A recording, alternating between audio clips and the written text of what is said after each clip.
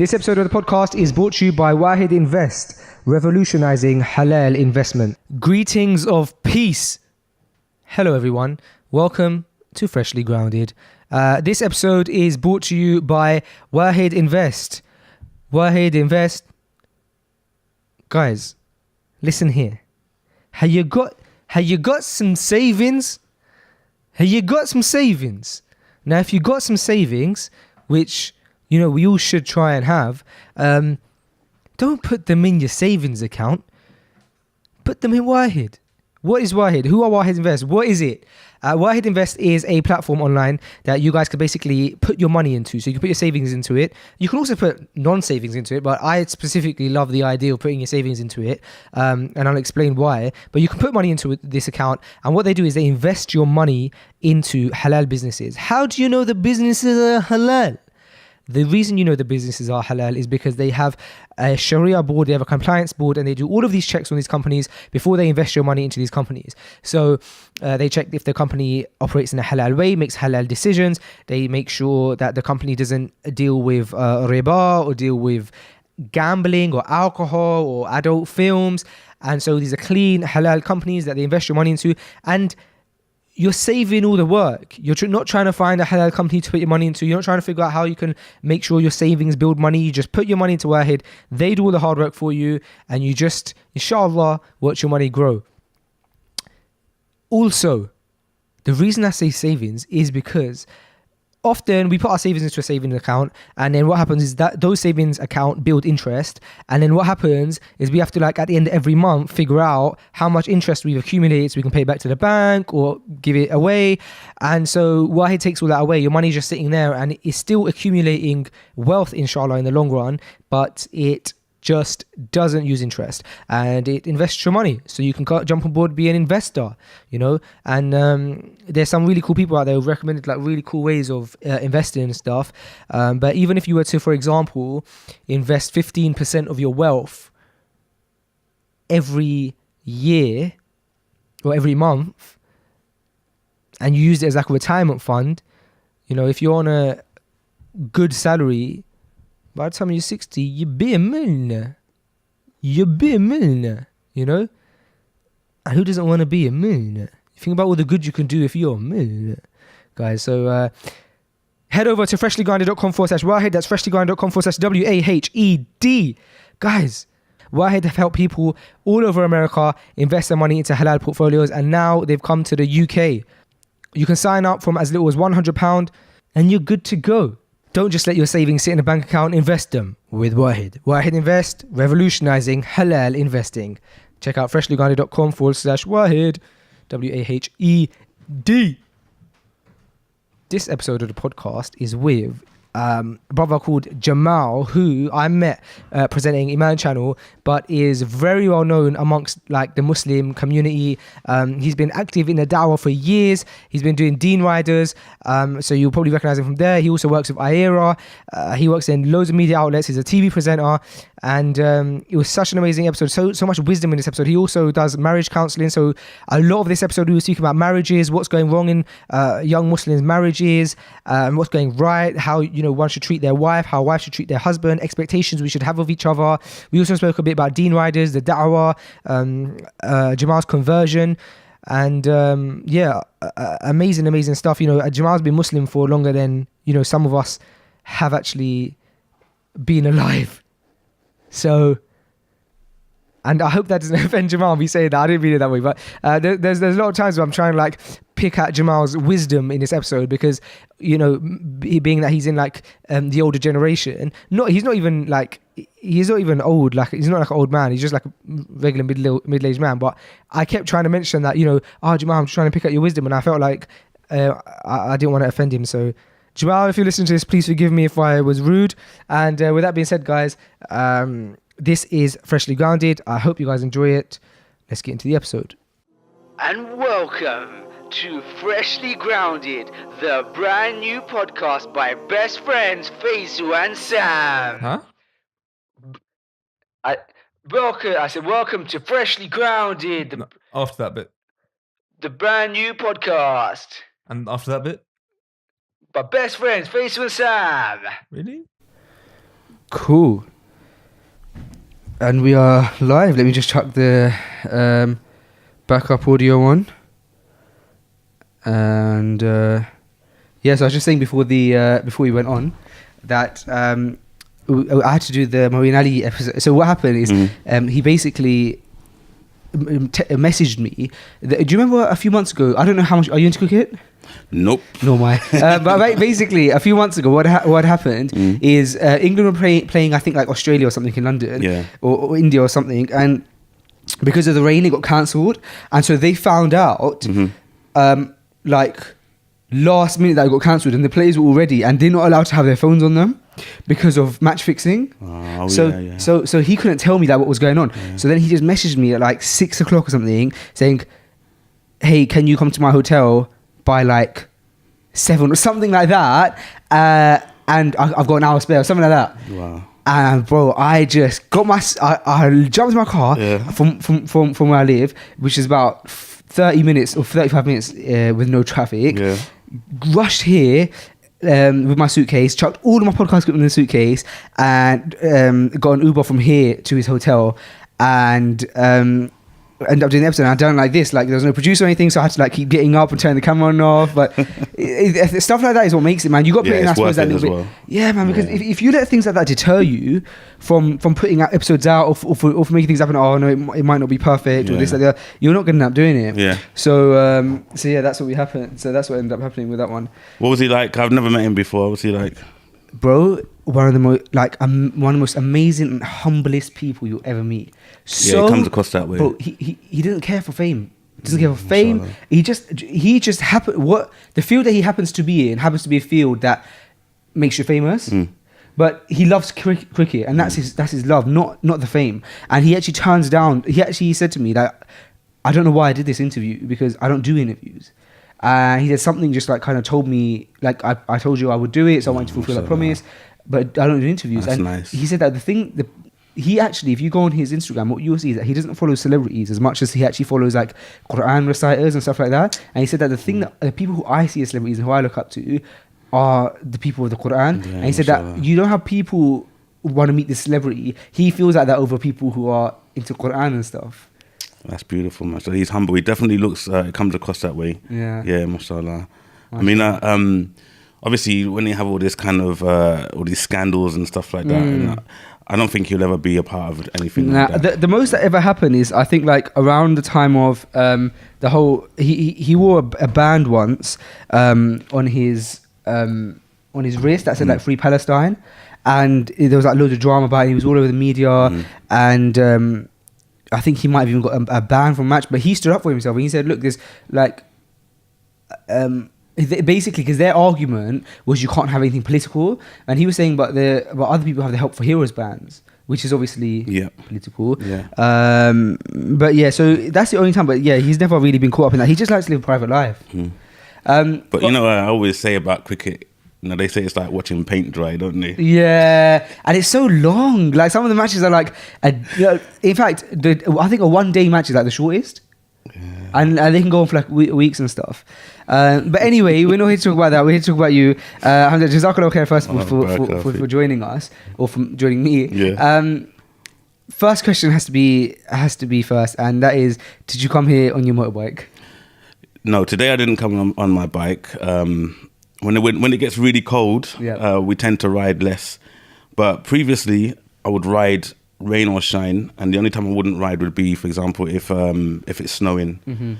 But this year I've been really lazy, and in actual fact, we haven't done that much. We've done a lot this year, but I've been lazy. So yeah, I came in the car today. And so how many motorbikes do you have? Myself, only one. Okay. And And is it what motorbike is that?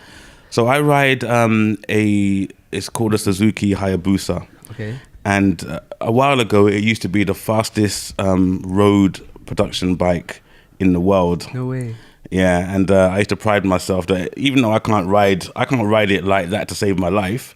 But it was just nice. I'm sure you're an amazing rider, man. I don't know about that, yeah, but the prestige of having a nice bike like that was really good. But nowadays, even smaller engine bikes, the sports obviously ones, they're going faster than my bike. So bikes are now hitting maybe 210 miles an hour now and stuff like that. When did you buy the bike that you have now? Well, my one, I bought it about maybe 5 years ago, but at that time, other bikes were still starting to take over by that time. So yeah, but the style of bike that it is, it's a sports touring bike, and it's amazing. It's a phenomenal ride. And it's very, very comfortable as well. You can tell that you really have a love for the bikes. riding. Yeah. What number bike is this that you've owned? That's a good question. So, when did you start riding? I started riding about, I'd say, 20 years ago. Okay. Yeah. So, do you mind me rudely asking how old you are now? How old am I? Is that, are you not allowed? No, you can. No. 50, Okay. 53. Yeah. People always say that. You know, like my before my beard started turning colour, I used to get away with I could pass for like 30. So they tell me anyway, but they're probably being polite anyway. Even nah, then. Jamaal, honestly, you look so young. Honestly, I think you know that. You look young. I don't know. You don't need to be humble about that one. You know what though, bro? After it takes a lot of time for you to, I suppose, accept your age. Okay. And that's really important because you do certain things. Obviously, I still try to keep fit, except for the stomach. Always trying to keep that in.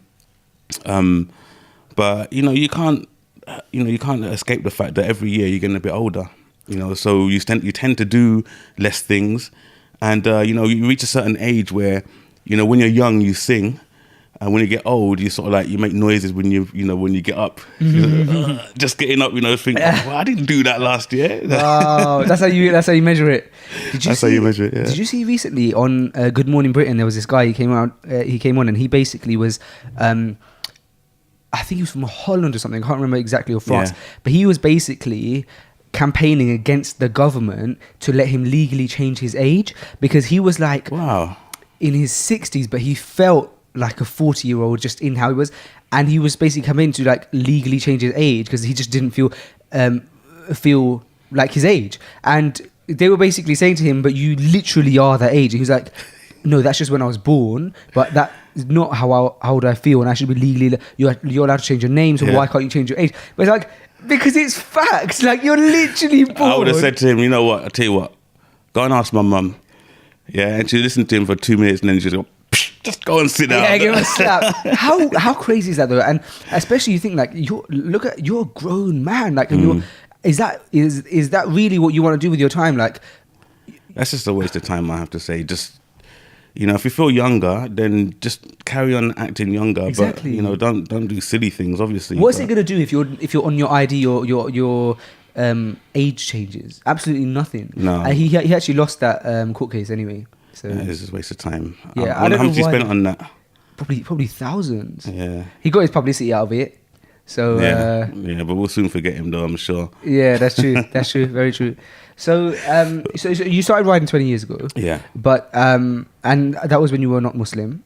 Right? No, I was Muslim. I was Muslim at the time. Yeah. So how old were you when you became Muslim? I don't remember. Really? I don't remember, but it was over 20 years ago. Over 20 years ago, yeah. And what was it like back then? Like, because now you see, maybe because of social media, but you see reverts like left, right, and center, and it's alhamdulillah like it's very open now. What was it like back then, becoming a Muslim? Well, I mean, obviously we were still getting stick, as it were, like from the media, but around that time, I believe I might have been Muslim 1992, it could have been, or something like that. Yeah. I was born in 94. Was it? Yeah. So yeah, 2 years before you were born then. Wow. And yeah, I think the times then were, obviously not as bad. We're getting a lot more stick now. But it was okay. But it was just interesting back then, obviously, the way that things were. I mean, me, a black man, becoming Muslim and kind of going to the mosque for the first time. And obviously, like having this kind of this misconception, I believe it was at the time, where I'm thinking like, wow, these Asians are racist. This is what we were thinking. Myself and my brother-in-law, we became Muslim around the same time. Is your brother-in-law also black? Yeah, and the reason why we had this, and it was a misconception based on the context, was that what would happen is, right, we go to the mosque and we were taught like, you need to, when you go to the mosque, you're meant to touch feet with the person that's standing next to you. So then we go into the mosque, right? And he'd be like, wait, every time I try to touch this person's foot, he's moving his foot away. Right. What's the matter with this guy, man? You know, so every time, so we kept moving our foot, and eventually we were like, almost like doing the splits, and it was like, this is crazy. Then later on we found out, oh no, there's different types of Muslim, like these, you know, Right. The Hanafi, they don't practice that, and blah blah blah. So it was a really interesting learning curve for us at that time, you know, and even when it came to things like understanding the prayer, we used to go for Jummah, and we used to have this competition between us that like, well, we just do lots of like this thing called Sunnah. Right. So whilst the khutbah was taking place, people were looking at us like thinking, what are these guys doing, man? We used to do about, like, we used to come out and say, yeah, I did 20 rakah. Like, so throughout the whole khutbah, we were just doing like, these, that's our understanding. That's what it was at the time. You know, so it was really interesting because after a while you started to learn, no, you just come and you do 2 sunnah and you sit down. That's it. You know? But, Well, it sounds like, I mean, I'm sure you told your revert story so many times, so I definitely, I'm not asking you to kind of give us a long version, but in a synopsis, what led you to and made you interested in Islam? there were the 2 paths leading to the same destination. One was a very close friend of mine who brought a book on black activism, and he was meant to read it and he didn't. He left it at my house, so I picked it up, started to read it. Then from that time, it was like I was like a militant black man now, like, oh, you know, this anger, Right. this hatred sort of thing. But that book led to another book on obviously black history. Then on this journey, it came across inevitably to Malcolm X. Okay. And obviously the rest was history, because like first he was this obviously this angry man, but then we had this understanding that, hang on a second, you know, obviously you know, he followed the pure path of Islam, and so during that time, some of my neighbors who actually you may well know, one of them is Khalil Muhammad, the Nasheed artist, who at the time he wasn't a Nasheed artist, but he used to be my neighbor. I won't say his what his name was before he was Muslim. I recognize his name, but I can't put a face to a name. Yeah, right now. Khalil Muhammad. So he and his uncle and a few other friends as well, they were giving me dawah at the same time. So along that course, it was like inevitable, as I said, that it just all came together, and alhamdulillah, came into the deen. Alhamdulillah. Yeah, it's good. And wow, so because then, as at what point did Deen Riders become a thing? Then after, you know, in this period of time. Yeah, so what happened is we were kind of myself and a few brothers. We used to meet up on Sunday morning to go for rides, very very dangerous rides, I must say. And surprising that we're still alive today, subhanAllah, because, you know, obviously not having an understanding too much about the safety on the road and riding these machines where we used to ride with non-Muslims, and I have to say they were nutters, right? They were crazy. So we used to have this ride called the Barnet Run. So on a Sunday we'd go out and we'd meet these guys, and we'd just hit out on these country roads, and obviously any police watching, it was like, this is like, you know, metaphorically speaking. Yeah. We used to hit some serious speeds on the road. Wow. And it was really crazy. I'm just really surprised. Even on one occasion, I did this thing called, it's called like a high side. What happens is you're in the corner, and then the traction from the back of the bike, you lose a bit of traction, so it kind of goes into a skid. But then when it corrects itself, it just whips itself back and it flips you off. So you might see it on the racetrack where someone might come off at 200 miles an hour. Obviously on a racetrack, they'll be fine. On the road, it's certain death. But I didn't even have an understanding. I was so new as a rider back then that even when it started to high side, it started to lose traction, but I somehow like brought it back again. And then when we came to the stop, this guy, I didn't even know him. I never met before in my life, but he was on this ride with us. I don't even know what his name was. And when we stopped, he just came over to me, just hugged me. Really? And he goes, mate, I thought you were a gunner there. And I was thinking, I had no understanding, man. So that's how crazy riding was at that time. So myself and my 2 Deen Rider partners, we sat down and we decided, like, let's start something, because we noticed a lot of Muslim riders out there. So we should start something where obviously we can look out for the brothers and we can also do something good. Wow, so that triggered it because of basically the love of brotherhood, basically. Yeah. And we thought we could do something good rather than just, you know, if you think about it, you go out for a ride, you burn all that money on fuel, and what have you got to say for it? Okay, yeah, at the end of it you can say, oh, I had a nice ride, but it's just like a waste of time and money. So that's why we thought, let's start something. And Deen Riders was born 2006.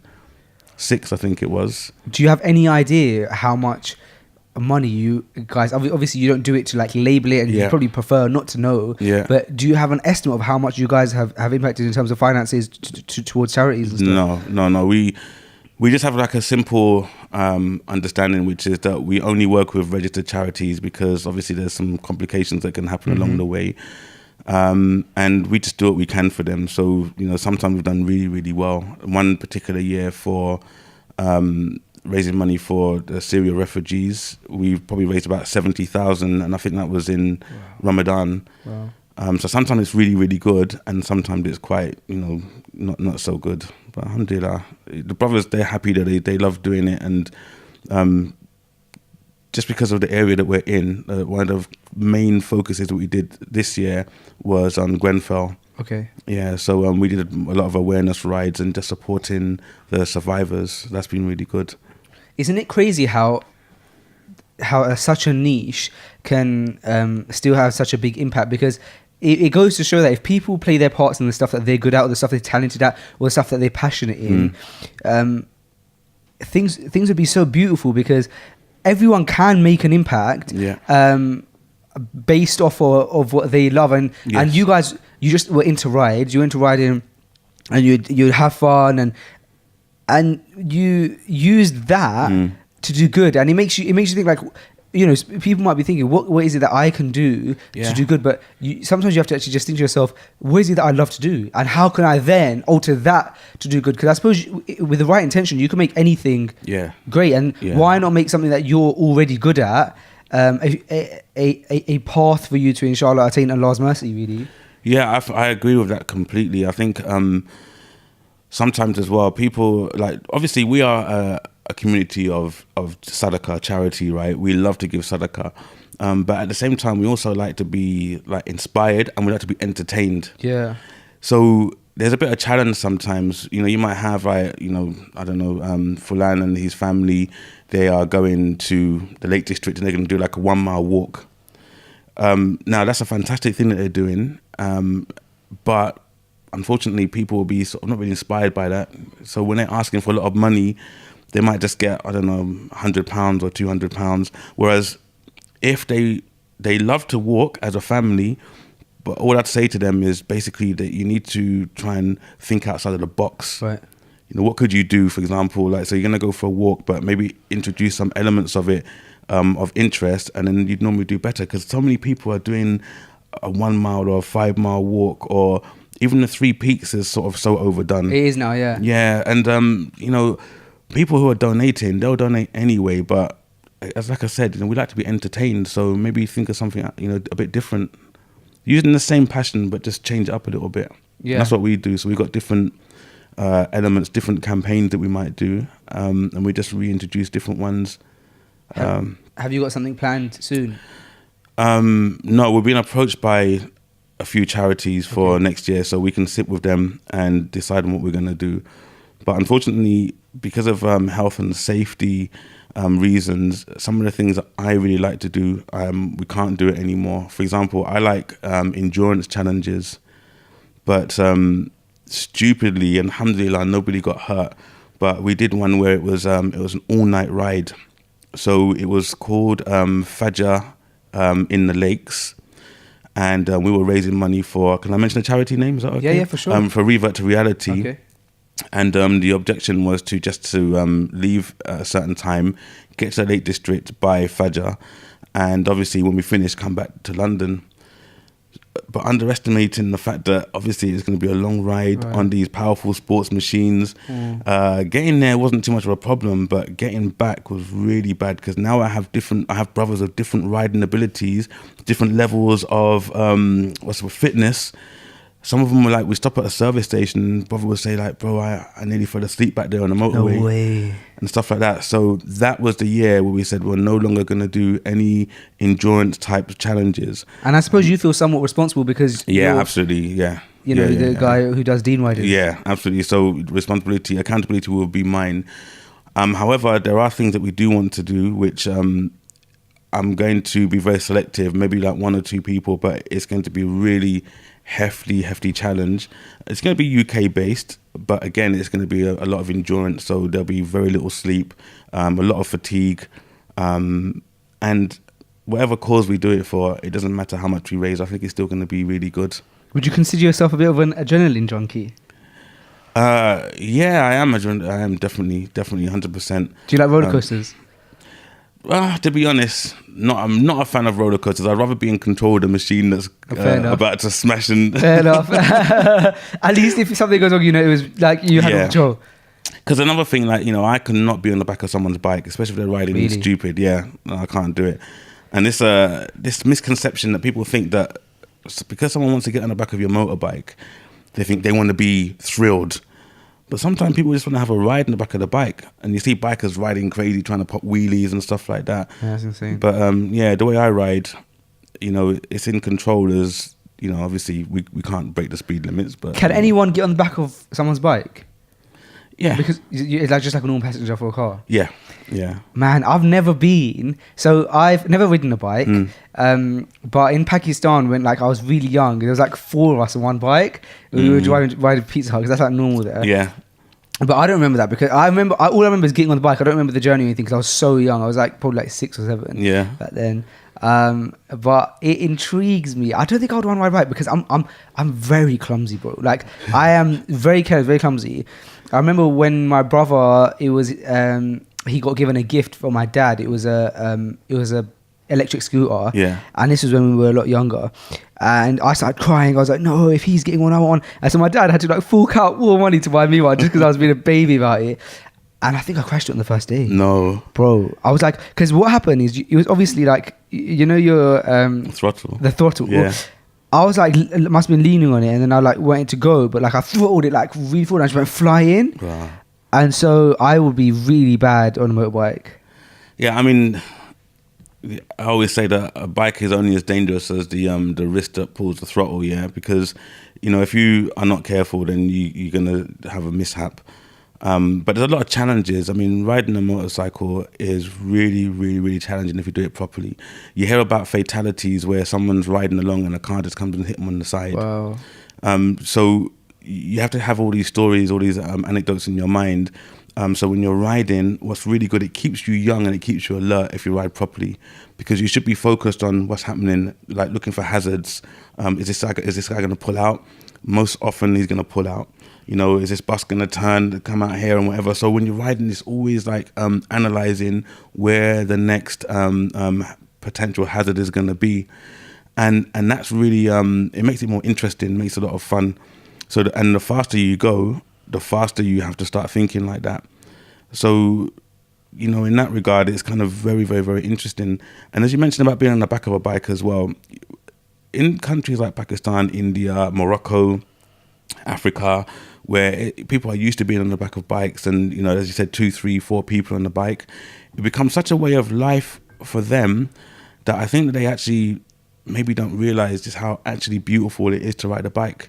Because when you actually go out on certain roads and you're, like following the twisties and stuff like that and adjusting your speed for the next corner, it's completely different. Completely different, So, yeah. So, I have to ask you another question. Yeah. How often are you working out, bro? Me? I was reading, so just before we started recording, we were praying Salah. Yeah. We're praying Dhuhr, and after we prayed Dhuhr, I was like, Assalamu alaikum wa rahmatullah, Assalamu alaikum wa rahmatullah. I finished my Salah, and in the Quran, I see a huge tricep, and I'm thinking, Jamaal, what is happening? Like, if I, at your age, if I could be that fit and well, man, I'll be a happy bunny. What? Do you know what? I have no idea what the story is behind that, but it's not through being in the gym. Do you work out regularly? No. No. I mean, I used to obviously, it was very much a way of life, and my environment at the moment, mashallah, IERA, it's a beautiful environment. Obviously I look around, you got brothers like Hamza, right, who is very, very health conscious. Yep. And other brothers as well, really getting on the bandwagon. So we've recently started, we've joined the gym, which is just a few doors away from us. All of you guys together? Yeah, pretty much, nice. Yeah. So at different times, we'll go down to the gym. So that culture is really, really good. But for myself, maybe it is age related, but I'll kind of like get back into it, and then I would lapse, and so on, so forth. But I think I don't know. It's probably because before I was really sort of that tends to happen once you've done it when you're young. It kind of like stays there. But I'm very surprised that you're not like a regular working out because, mashallah, you're in very good shape. SubhanAllah. You know, are you conscious of your diet?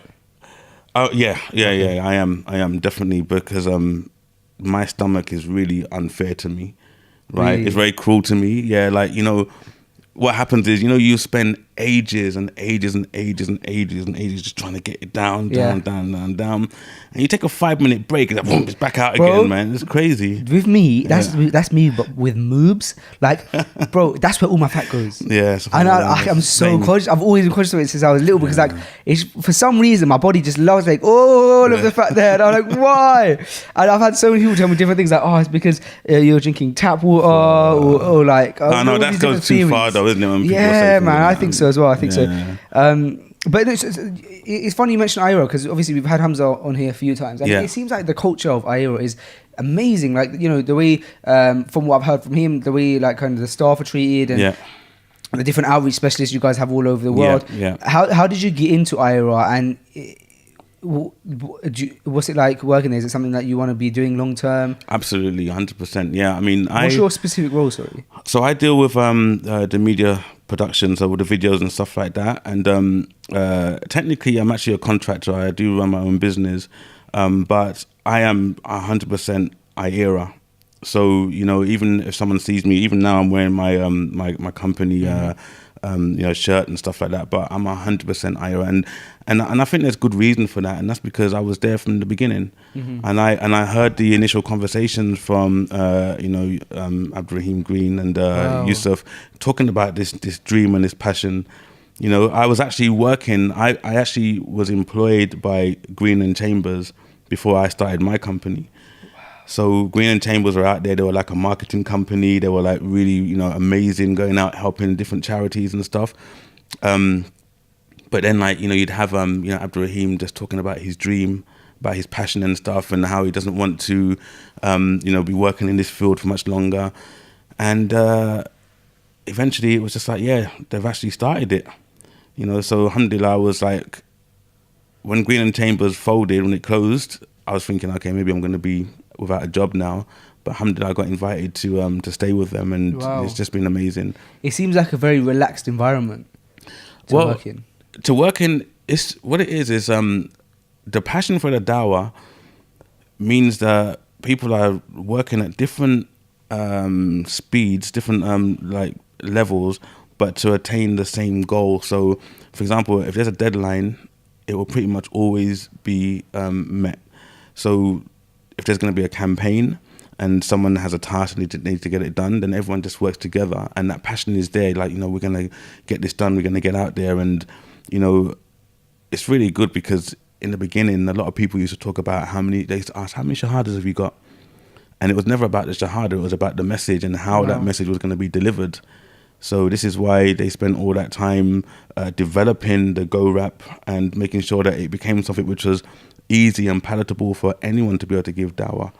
The amazing thing is, obviously, like, we're taught that the essence of dawah, and the Prophet sallallahu alaihi wasallam, his dawah was calling to Tawheed, and you see that in our era, that's their focus. Their focus is calling to Tawheed, like, which of course is the most important thing. And I remember being in a class once, and the teacher, he had said that we often hear a phrase of people saying, you know, this is my da'wah, or this is my version of da'wah. And he said, who told you that you can have your own version of da'wah? Like, the Prophet sallallahu alaihi wasallam, I'm getting goosebumps telling you this, because it just hit me even when I'm saying it, which reminds me that, you know how Allah said, it's just taking me off so many angles, like, you know, sometimes, okay, I'll go to that in a second. But yeah, so he basically said, now, who told you that you can have your own da'wah? The Prophet sallallahu alaihi wasallam taught us everything, to the point where he even how to answer the call of nature. And now, and so are you telling me that the most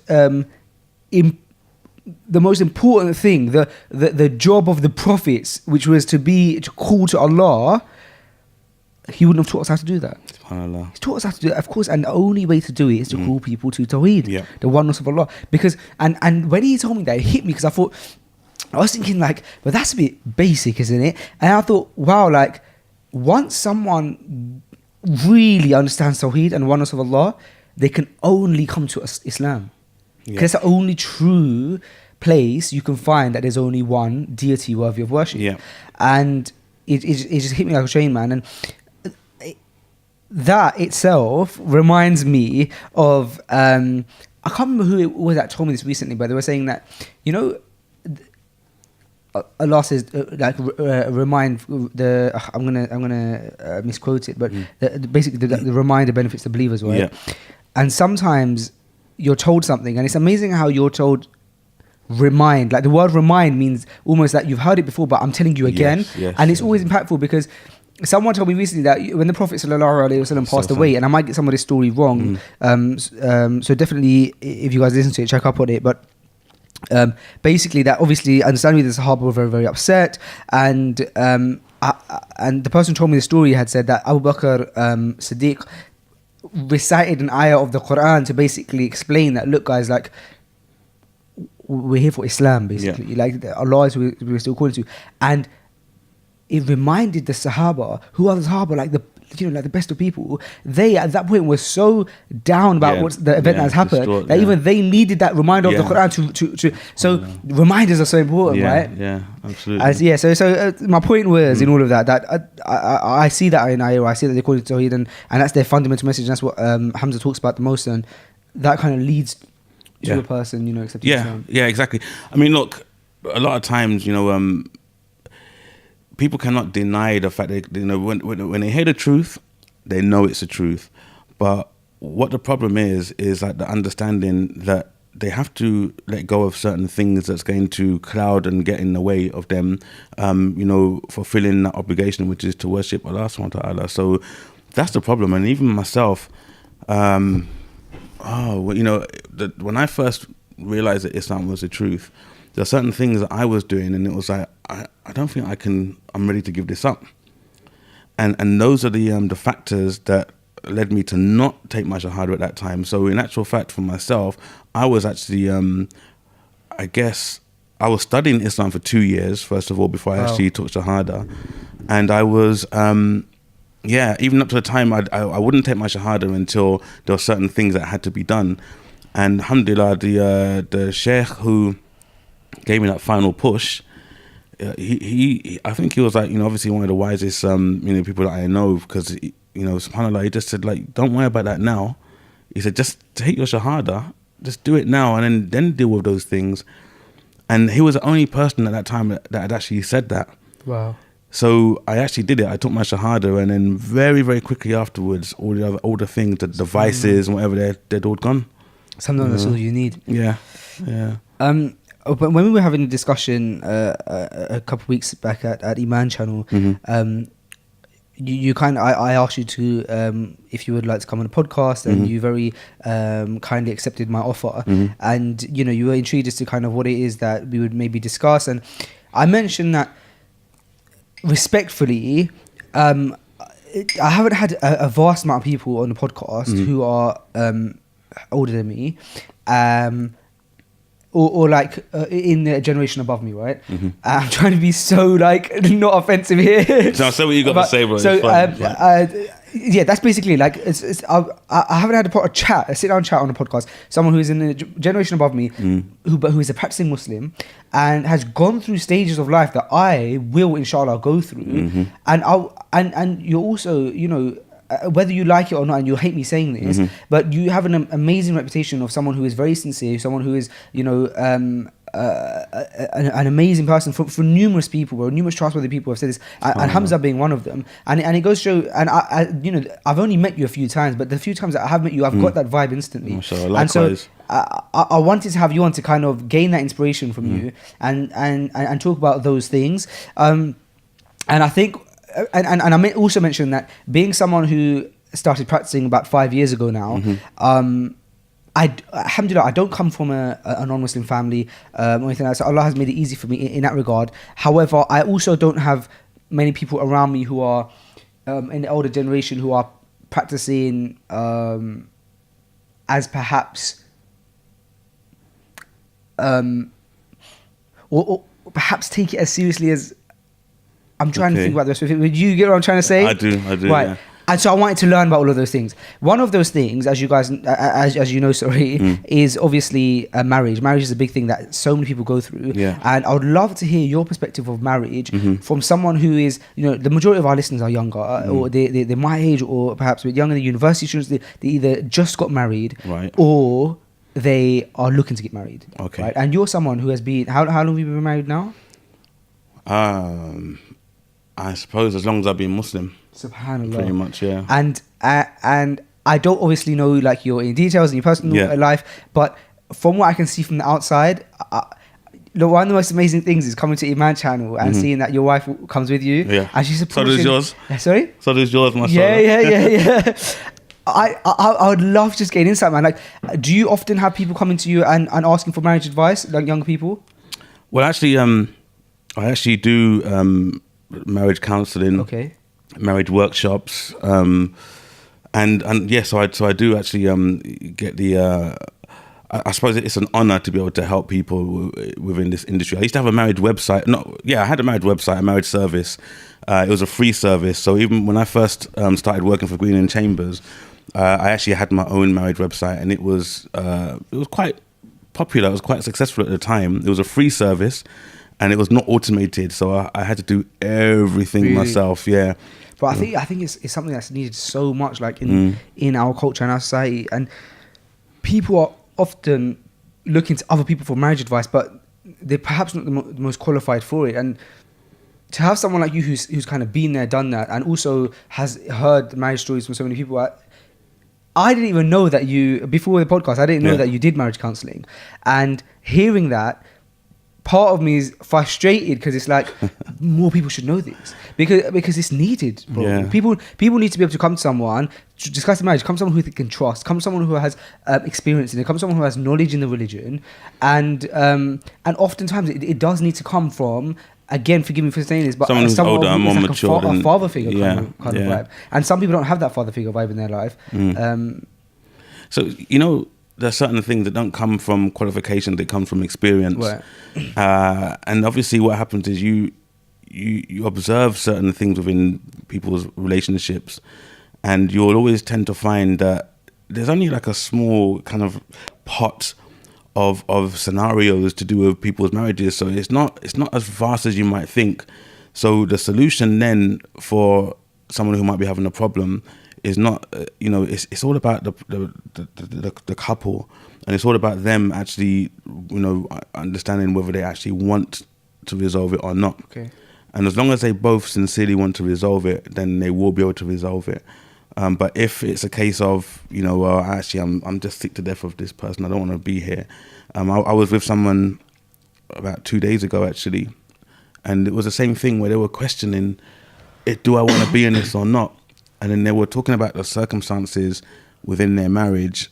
And to myself, I was thinking, this person doesn't want to be in this. And sure enough, before the end of the evening, they were asking me, like, can you help me to finish this? And I said to them, that's one thing I don't do. I don't help anyone to get divorced. That's something you have to do by yourself. I only fix things if I can. Right. But if you come to that conclusion that that's where you want to be, then there's easy steps that you can take to do that. And then obviously I leave it to them. Unless, of course, it's a case of domestic violence. Understandable. Then I deal with it differently. But I read a quote that I've mentioned on the podcast before, and it said, an old lady was once asked, how have you and your husband had such a successful marriage all of these years? Mm-hmm. And in comparison to the fact that a lot of young people are struggling with their marriages, I said us, and alhamdulillah, I'm not struggling with my marriage. Just to put it out there, in case my wife listens to this episode. But my question was, the quote that she had said was, she said, I lived in an era when if something was broken, we would fix it, not replace it. Would you agree with that? Yeah, that too often people nowadays perhaps are saying, this is causing me a bit of stress, I'm going to leave. I'm going to replace it. I'm going to find something else, or there's other options there for me. Rather than saying, okay, cool, we have a problem. Fine, we're going to have this in our marriage. Shall we try and fix it? Would you agree? Yeah, definitely. There's some communities, there's some parts of our community that they take marriage seriously, even from quite young. They're used to it. They see their parents who've been together for many years, and so for them, if there's an issue, then they will fix it, and they'll work towards fixing it. But some who I suppose have been influenced by things that happen in the wider society, jahiliyyah, things like this, they have a different mentality towards it. So then it becomes a thing like any problems, as you said, I'll just move on. And that's why we have this problem of, so much divorce that's taking place. It's for that reason.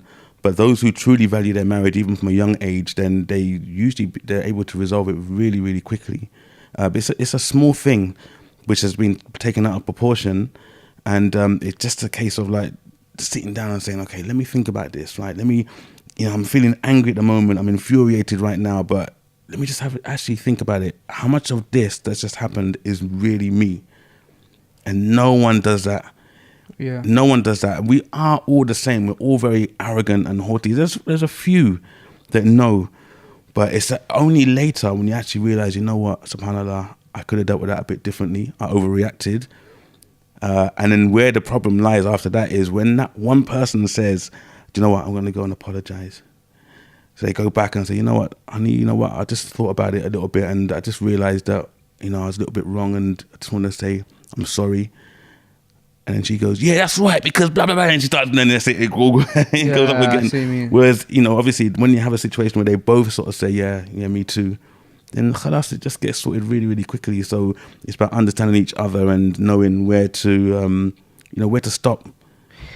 So, obviously, ego is one of the biggest issues that can get in the way. And so what you're basically saying is, when you do have a dispute in a marriage, rather than looking outward, try your best to look inward. Look inward first, yeah.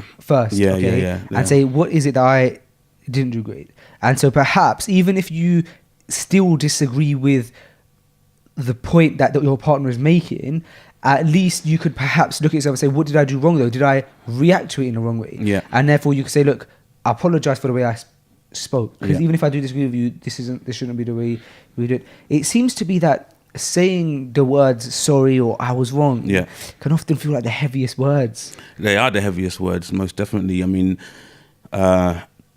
sometimes it's only easy if you realize that you've upset your partner and they are clearly sort of visibly really upset. So they're no longer angry or vexed, whatever, right? But now they're actually really upset. Fine. It's easier to apologize then, right? Unless you're an oppressor, which we spoke about, domestic violence, not here, but it's something which I'm speaking a lot about at the moment. That person, that's completely different. But somebody who, when they realize that, subhanAllah, you feel bad. And when you feel bad, it's easy to go back and apologize. But when you don't feel bad, you obviously then it's like resentment kicks in. Do you see? If somebody has a type of personality where they don't feel bad, is that then that seems to me that it goes deeper than on that person, like their own psychology. How do you fix something like that? Because now the issue is not necessarily about apologizing yourself or the relationship. It's like me as a person, as an individual. Yeah, of course. And that's what's really hard, and that's why it's so beautiful that we understand that the Deen and marriage comes hand in hand. Because it's easy for me, if I advise a brother, for example, who he's clearly not the way he should be, then a lot of time I'd say to him, like, bro, you should just think about the Rasul Sallallahu Alaihi Wasallam, right? And think about how he would deal with things like this and how he would deal with his wife. And, he wasn't the type of person that would shout like this and whatever. And no one can argue with that. Sometimes we'll say, yeah, but she this, whatever. And it's like, okay, yeah, but even then, everything is just laid out for us that we can do. What did he used to do? He had to get out of that situation. If you feel angry, then leave, right? Get out of the house. And then by the time you come back, even if you come back with a gift, bring something back, right? And, subhanAllah, it's like... A gift works wonders, right? A gift works wonders, yeah. I mean... A bunch of flowers, some chocolates, and anything like that, anything that she'd appreciate. And it would die down. And there's a lot of hikmah, a lot of wisdom in that, in actually just getting away from it. But it's so hard to get out of that, if it's quite heated, that act of walking away, you'd actually have to say to your partner, your wife, for example, you have to say to her, I need to leave now because I don't want this to escalate. I want to calm it down. Rather than just saying, I'm going out, slamming the door, right? Because obviously they don't like that. When that's going to be brewing. And then when you come back, it's like, you just walked out on me or whatever. So yeah, no, I think you're right. I think, like you said, that the best things you can do is hold your tongue and say, I'm going to leave. If I don't, I'm going to end up like reacting in a way I don't want to. Yeah. I'm going to leave and we'll discuss this later. And getting yourself out of that situation. But look at the next challenge though, bro. Like you mentioned about ego earlier on. It's like, we can't leave sometimes. Because you want to get the last word. Yeah. It's so we're responsible ourselves. Get up and get out. But no, you can't. No. You got to hear me. Listen, I'm not afraid to admit that even me, I'm guilty of that as well, because it's like, no. Maybe I didn't make myself quite clearly enough just so we can get an understanding. This is what I was trying to say. And, obviously it's like, no, just get up and go. Sometimes, like you're saying, when people are very angry, it's just not the best time to talk. And people are not going to use ration. There's going to be anger. So instead of saying, look, just let me get my point across, it's probably better to say, it's probably better, I suppose, like you're saying, just to, walk away. Why do you think we're promised a mansion and a palace in paradise for, if you, relenting if you're in the wrong? Because it is one of the hardest, toughest things to do. And that's what we should try and to practice ourselves. We go to the gym, right? We look at our diets and all that kind of stuff. But what about looking at our sort of our behavior and how we are? And that's a big challenge, Guys, just before we get back into the episode, I just want to give a huge thank you to our sponsors at Wahid Invest for helping out with FG. Guys, don't just have your savings sitting in your bank account. Invest them with Wahid. Wahid have helped people all over America put their money into halal investment portfolios, and now they've come to the UK. You can invest as little as £100. You can sign up within seconds and have your account approved instantly. Head over to freshlyground.com/Wahid. Invest your money, invest your savings into a Wahid account. Have your money build money without having to use interest. They invest your money into halal companies. Companies that don't use riba, companies that don't use alcohol, tobacco, etc. And they have a Sharia compliance board. You can find out all the information about it at freshlygrounded.com/Wahid. Check it out, and let's get back into the remainder of this episode. So I wanted to touch on the idea of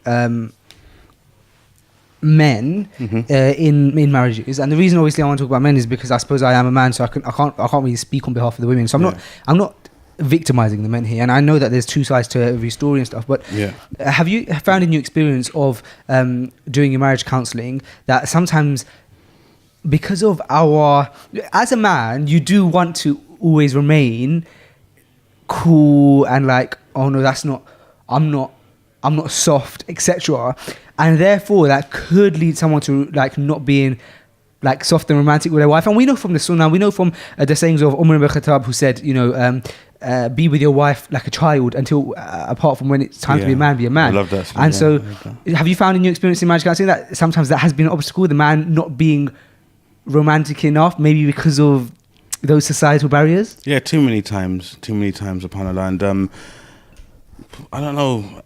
It's a strange thing because it's just, I don't know what it is. People are like that. Different cultures as well. There's from a different culture, a particular culture within Islam, where just they don't have that understanding that your wife actually likes to be told that she's beautiful and to appreciate what she does for you, and to buy her really nice gifts just to express how you feel about her.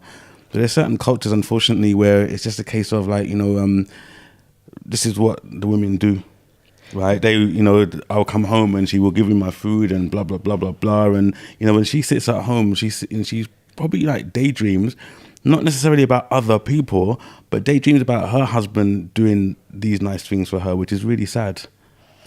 And do you think that some of it comes with maturity over time? Like with age, you start to realize that you don't value the things as much as you did when you were younger? No, I think people who are like that usually are just like that. And Really? Yeah, and maybe it'll take something to happen where they'll actually realize how much they appreciate their wives. But if nothing happened and it's just the same, then they're just like that, and it's accepted as well. That's the sad thing. It's sad when, you know, if a woman is treated like that as just like, sometimes it's never nice to feel like, hello, like I'm here too, kind of thing. Like this is a two-way marriage. Like maybe ask how I am, or maybe cook me dinner. You know what I mean, and stuff like that. It's never nice to imagine that people are in places where they feel like that. Yeah. And then secondly, to just accept it and say, look, well, I guess this is me now. It's sad. It's sad. I mean, look, the thing that makes a woman happy is to be appreciated, to be noticed, you know, all of these things. And for me, there's nothing more beautiful than when a woman, your wife, beautifies herself, not necessarily for you, but she feels like a woman. So, you know, a husband will look at her and see her beautifying herself, and she's looking after herself. And this is something which is, you know, you really would appreciate. But when you don't treat your wife with that respect, or that, you know, with that affection, that you notice her, then she will be thinking, well, there's no point in all of this. And then, you know, things just escalate out of hand then, because now, there's a bigger wedge is being driven between them, but they'll never leave each other. Yeah. But with the home is just, I guess it's a bit gloomy. Do you think that just like there's a stereotype that is not necessarily true in men, that men cheat anyway, and men do this, and they look at other women and this kind of stuff, and this stereotype exists, which is not necessarily true? Do you think there's also a negative stereotype of women where men might think, women are so materialistic, what they care about is like the money, and therefore these kind of stereotypes and notions even can cause issues within marriage before marriage even begins? Like, you know, when you're looking for someone to be married, you often hear like when it's said to a guy, what is it that you're looking for in a woman? Like one of the first things that will often be said, and I'm sure I've said as well, and there's nothing wrong with wanting this, but one of the first things I said is, I want a woman who's not necessarily like materialistic, right? Okay. But why? But the fact that has to be said must mean that we have a negative stereotype of women to say like, the last thing I want is a woman who's like just constantly looking at my pockets and all this kind of stuff. Do we need to eradicate these stereotypes? Yeah, I mean, actually, you just made me think of something just now, and that is that when you look at specific demographics for this particular topic, because now most of the marriages I deal with, they're sort of more mature age. Okay. You know, so nothing changes much, but maybe it's just not as kind of as what's the word, like intense as if it's with a younger couple, for example. So if it's a younger couple, then all of these factors come into play a lot more. You know, so a young brother, for example, who might be looking to get married, and he's got his job, and he's worried that potentially, you know, this woman's gonna sap all his money dry, right? On, you know, her expectations. Like, you know, you hear her say something like, you might have heard high maintenance, right? Yeah. And, you know, so what she's used to, he's afraid of the fact that, okay, yeah, she's gonna want my money for to buy a really nice dress.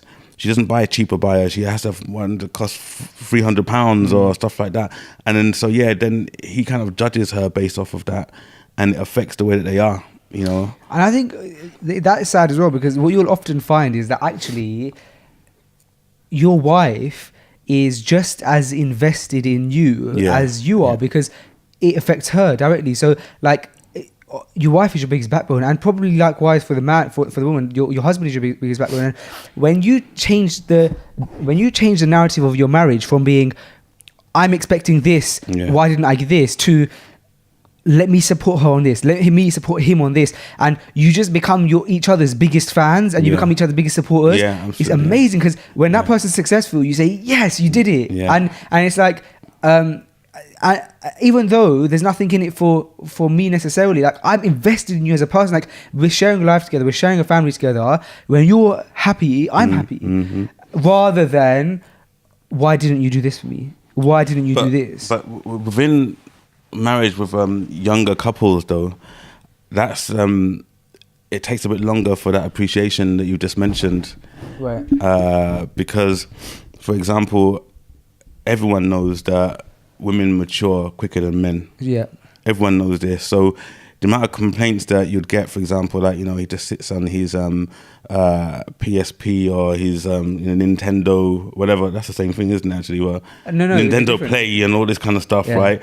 And, you know, and it's really frustrating because now a lot of the time, it's us blokes that are at fault. Yeah. You know, because we are a lot more into, because she's into making and building the home. And even if she does like the more expensive and the finer things in life, I mean, when she gets into that house, that new home, she kind of usually gets into that mode of like, okay, I've got to make this special. I'm also going to say something very controversial here, Go on. in that there must be something unattractive in a man for a woman who, like, if she's like a married woman and she's got like a grown man husband and she comes home and like he's playing PlayStation. Yeah. And I'm probably offending so many people by saying that, because I know Just gaming do is it, such a big bro. thing, Just do it. and like and a lot of like grown men obviously do gaming. So I recently was thinking about buying a PS4 and I didn't end up doing it. I was like, well, I don't even have the time for it. But and I suppose obviously everyone's allowed to have their hobbies and stuff, like when and their downtime. Yeah. But you do hear that, like, obviously when women get married, they want to be married to a mature man, right? And like you said, women often mature Quicker. than men. Yeah. Yeah, it's interesting. It is interesting, It's interesting.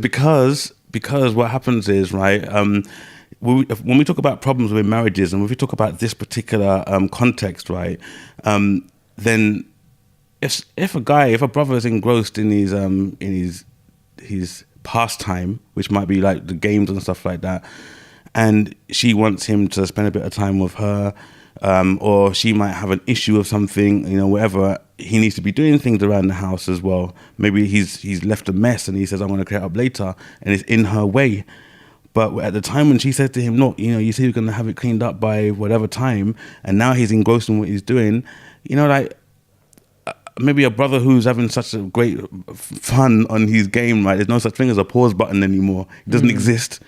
You know, if I pause it now, blah, blah, blah, blah, blah, or whatever. And so these kind of things, it creates attention. And this is why I'm an advocate for the sisters and the wives, because they definitely exercise more patience than the husband in many, many cases. So look, someone listening now, for example, they're going to say, well, that's not the case with me. Yeah, that's true. But look, on the grander scale of things, right, I mean, it's a massive cacophony of you know, scenarios, right?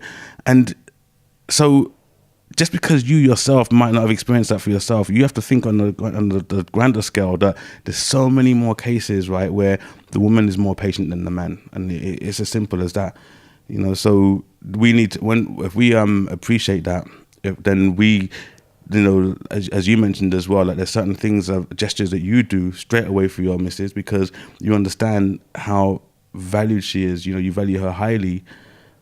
So this is the thing. So people tend to, you know, have to live in their own sort of like small world, thinking that everything is based off of them and every context is the same as theirs, but it doesn't work like that. It is completely different. Do you think that a dangerous thing could be that as a marriage matures as well, that a man or people, a man could think, oh, you know, we got kids now, we've been married for so long, like she's not going to leave me. So like you become less. Take it for granted. Maybe take it for granted. I even know, like, just generally, like, sometimes I might come home from work and I've had a long day of work, etc. And so I might not make as much of an effort to, like, I don't know, when I come home, make sure my you know, my hair's not a mess and that kind of stuff. But at the end of the day, in hindsight, it'll be nice for at least for me to come home and to look presentable for my family now, like, because that is also important. Like, what's the point in me wake up in the morning, make sure I look presentable for work, and I come home and my hair's messed because I've been working all day and I smell and all this kind of stuff. And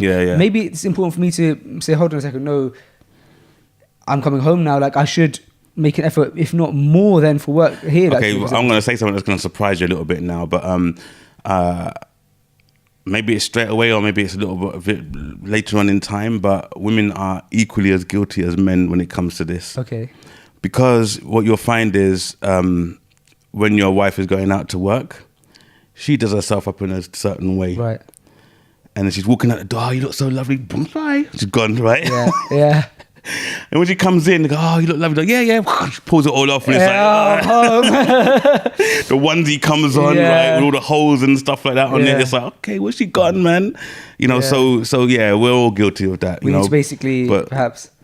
we should remember, like, there's a beautiful hadith, I think it's a hadith, when it says a husband and wife should look good for each other.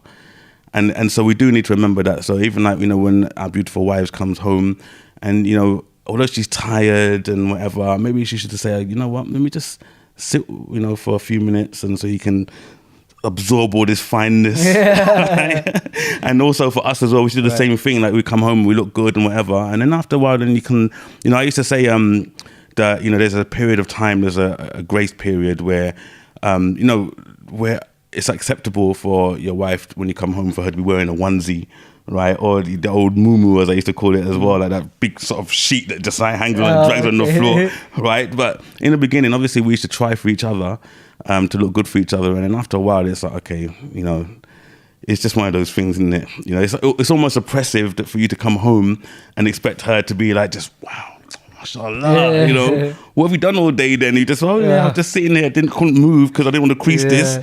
Whatever, but you know, subhanallah, we're not servants to each other, and even though some men may not like for me to say something like that, I mean, again, just think and refer back to the Rasul Sallallahu Alaihi Wasallam and how he was with his wives, right? And that's it. That's the benchmark, man. You know, so we have to treat them with love and respect, and because he did. I could talk about marriage all day. Yeah, I know you same could. here, And I'd love to have you on one day where we have just a discussion about marriage, man. Because I think it's so beneficial. Like I said before, you know, a lot of our listeners are either getting married now or they have been married very recently or they're looking for marriage. And so I think it's a huge topic. But I'm conscious of your time. Jazakallah khair for giving us your time.